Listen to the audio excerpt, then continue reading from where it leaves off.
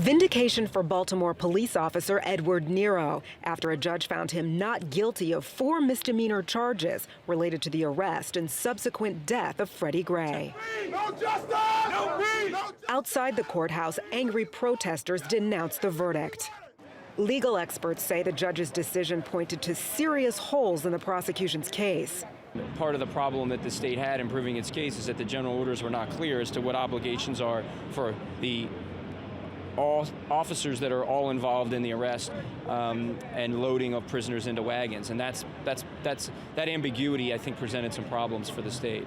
Nero was one of 3 officers on bike patrol when Gray was stopped and questioned by police last April. Prosecutors argued that Nero should be held criminally liable for what they called the unwarranted stop of Gray and for putting him at risk by not using a seatbelt on him in their police van. Gray suffered a severe spinal injury while riding in that van and later died.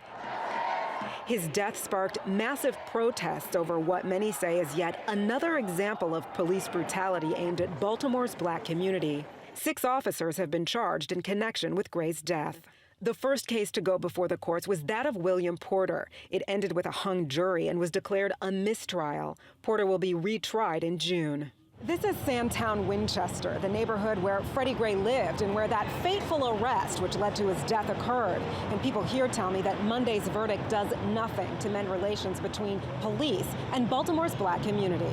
I think that we've missed 2 chances, 2 opportunities to answer that question, that black lives do matter.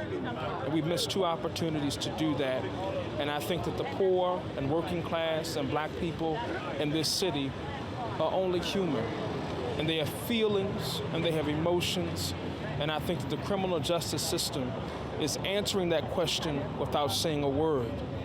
For that policeman to be told by the judge that he did the right thing and he should keep doing that, he'll get his job back with back pay, he had a paid vacation, that is the worst message. Though the streets of Gray's neighborhood remained calm following the verdict, the question is whether or not they will stay that way in the days ahead. Tetiana Anderson, TRT World, Baltimore.